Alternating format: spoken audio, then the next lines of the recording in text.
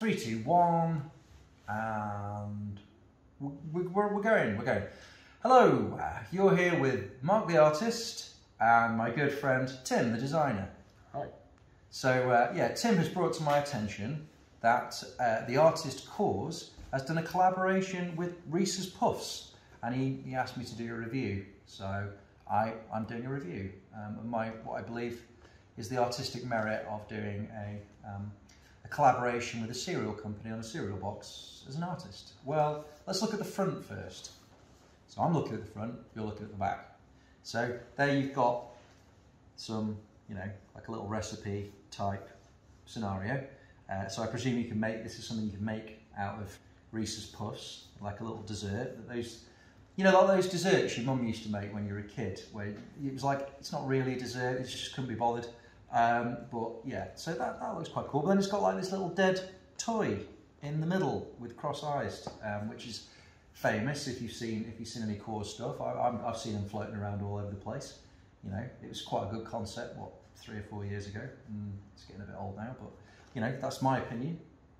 Might not be yours, but yeah, no, he's quite cool. I like it. It's funny, it's entertaining, it's engaging.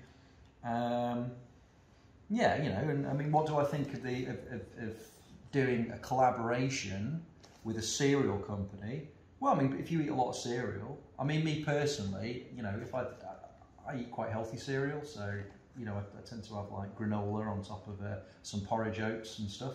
So if I was doing a collaboration with a porridge company, then yeah, fine, But if I was doing a collaboration with Cheerios, it'd be a bit disingenuous, isn't it? Because that's just basically poisonous. In my opinion, that's my opinion. Don't sue me. Yeah, and then it's got some nutritional facts on the side. So, 12 grams of sugar per 160 Reese's Puffs. That's pretty good. It's better than drinking cola, isn't it? He's not got anything on this spine here. So the back, I think the back is the best, because that's actually quite funny. I think that's entertaining. He's like, oh, there's a little sad toy, and it's raining Reese's Puffs. I don't know what this artist. I think is he sort of making fun of the fact that he's selling out? What do you think?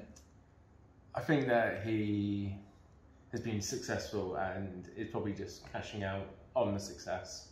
Yeah. So I would love to see if Damien Hirst did a cereal box.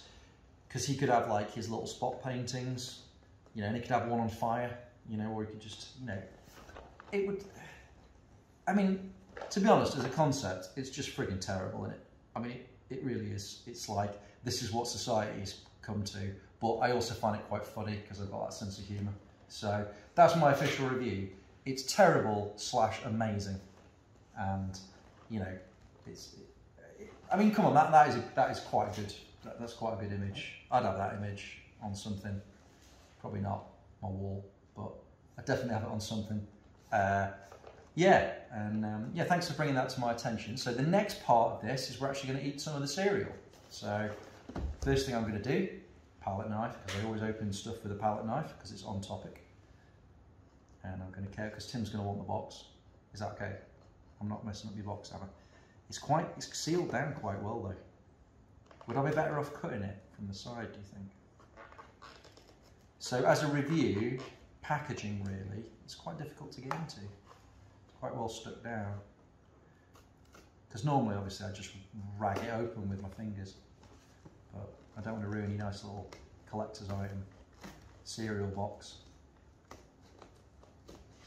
There we go. Sort of opened it with a palette knife. One day this might be really famous.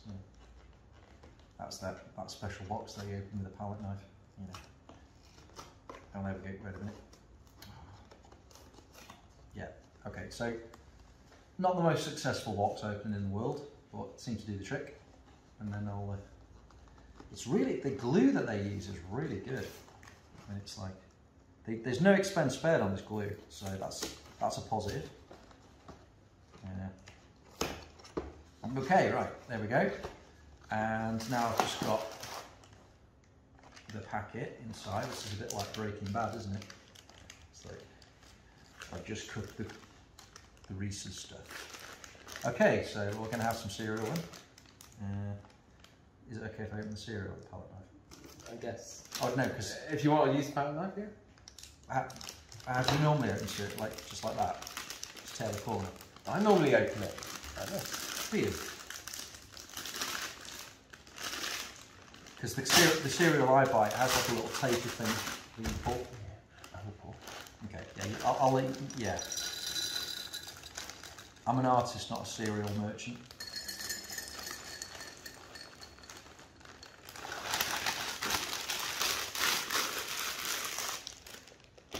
And we have some oat milk. Oat milk, yeah, you know, because that's healthy and I'm all about the oat milk.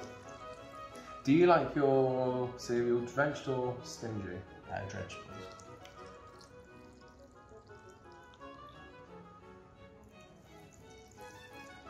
Okay, now Tim's given us. So I've got an original Tony the Tiger bowl, so that's quite good. On topic, Tim's got a cornflakes bowl, and they've got these cool little spoons that have got these original Kellogg spoons as well. You've got Tony the Tiger, and I've got the. Yeah, you did on purpose. I didn't. I mean, what the cock, if I'm honest. Do you want to swap spoons? Do you want to swap? I think that's important. Be correct. Yeah, we've got to have. I've got Tony. So I've got now. My tiger's missing an arm, but he can still do some damage because he's a tiger. Right. So let's have a go at this now.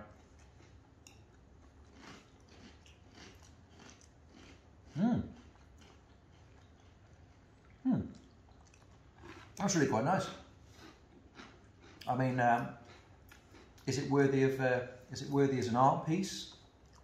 I mean, are we blurring the lines between art and cereal? I mean, these are the questions you've got to ask.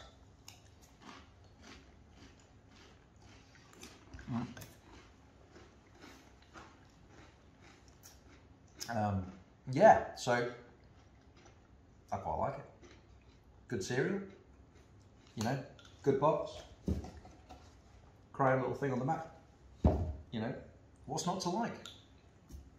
I mean, I'm not quite sure about the artistic merit of the crying toys and all that. I suppose it's a sort of countercultural metaphor.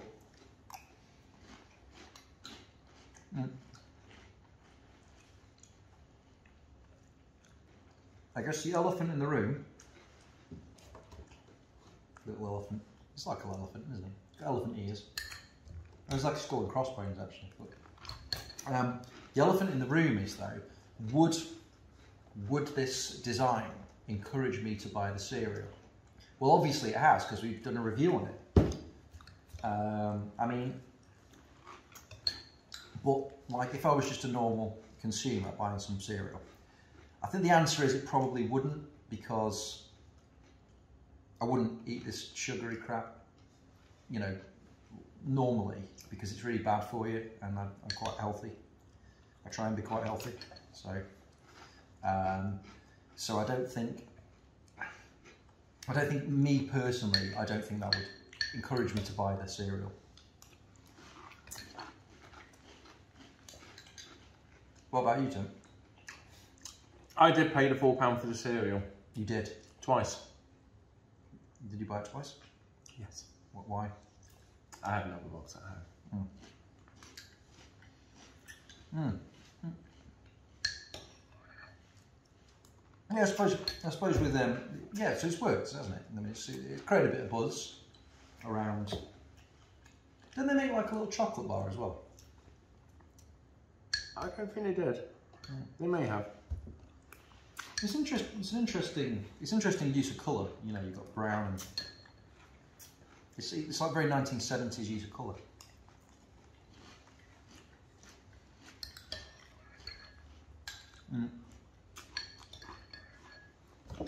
I think at the end of the day, he's done his best, hasn't he? And I'm not sure I could do any better. If a cereal company said, "Oh, we want you to promote us," I don't think I could do any better than that. I think that's a good job. What would the Mark cereal look like? Probably little Bitcoins.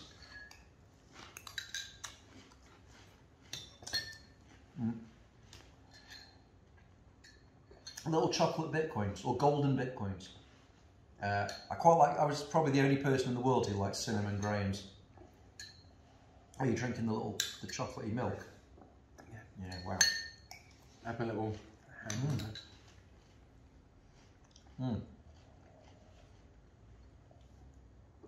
I did like cinnamon grahams, so it would probably be a cinnamon flavoured Bitcoin shaped, or maybe if it's more on topic, for me personally, it might be just little abstract pieces floating around, or maybe it just have little bits of circuit board floating in milk. So these are all concepts.